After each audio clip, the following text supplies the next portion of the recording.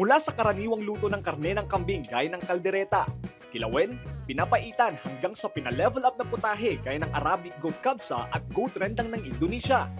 Ilan lamang ito sa mga tampok na putahe na inihanda ng 20 barangay sa Balungaw, Pangasinan sa isinagawang cooking show na bahagi ng kanilang taunang selebrasyon ng Goat Festival. I think in all parts of Pangasinan, I believe so, not to be biased sa lahat ng kambingan na napuntahan ko, kahit gaano kasimple, ang Balungaw pa rin ang pinakamasarap magluto ng recipe ng kambing. 20 years na po, na anniversary po ng ating Goat Festival. Of course, the solemnity or the feast of the solemnity of St. Joseph has been being celebrated 100 years na po yan. Since the time na naging patron ng Balungaw ang ating mahal na St. Joseph. But ang ating Goat Festival ay 20 years na po. Ang specialty po ng ating mga kambing ay nilalagay sa hapagkainan lang po yan pag meron tayong special occasions. So it is actually being served during special occasion like today.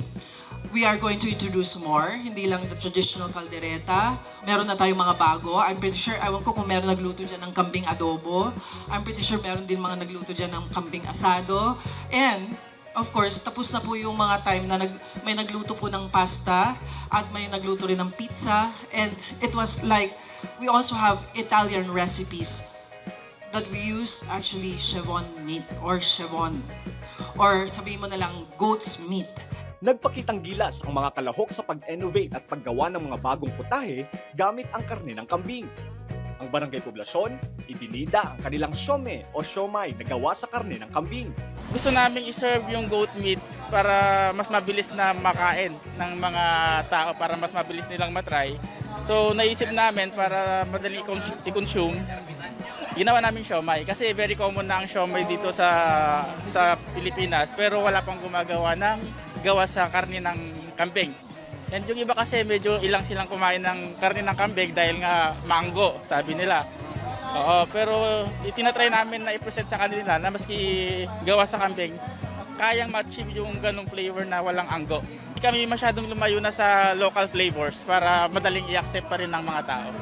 Kakaiba sa panlasa naman ang itinampok ng mga kalahok mula sa barangay Mauban.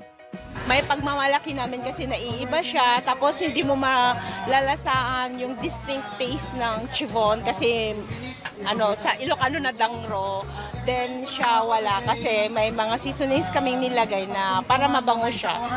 So we come up with this recipe kasi nag-pre-taste kami, nag-taste na nung nag-meeting kami, so kung ano yung kulang, ano na idadagdag namin. So idea ko pero may contribution ng lahat. May challenge kasi nga kailangan namin i-defend yung namin na defending champion. Kaya talagang binigay namin yung best namin. Yung cleanliness, yung preparations, lahat dapat hindi naman perfect pero sana maging perfect.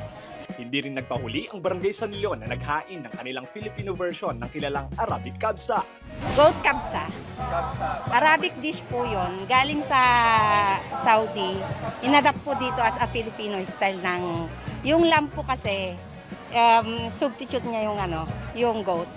Niluluto nila ito sa mga feast. Kaya ito yung naisipan namin na luto. Yung lamb po kasi similarity ng goat, so wala po, po tayo. Kaya yun po yung inadapt namin na maging Filipino dish dahil ito rin po yung may kanin na siya, tapos may ulam, tapos at the same time may mga gulay din. Masaya po dahil may babahagi po yung menu ng ibang bansa na na-adapt natin dito. Samantala, nagsilbing panauhuing pandangal si DAR Secretary Conrado Estrella III na nagbigay ng mensahe at suporta sa goat farming sa bayan. Manipot pa iti 2006 in Rugi tayo datoy kambing program tayo dito'y Balungaw. Ako obserbarak kita dagito'y potahiyo. Tagamin, no kastoy, at baro nga recipe tayo. Baro nga potahe, iti kalding. Amuyo ti Pilipino kat nahilig naman kagsida ti kalding. So, ladies and gentlemen, napanunod ko nga siguro dumating na ang panahon na kolektahin natin lahat ng mga recipe ninyo. Lahat ng mga luto, klase ng luto ng kambing. Lahat ng recipe, lahat ng potahe, magmula pa 20 years ago. Gumawa tayo ng libro, ipamigay natin sa buong mundo. I-promote natin yan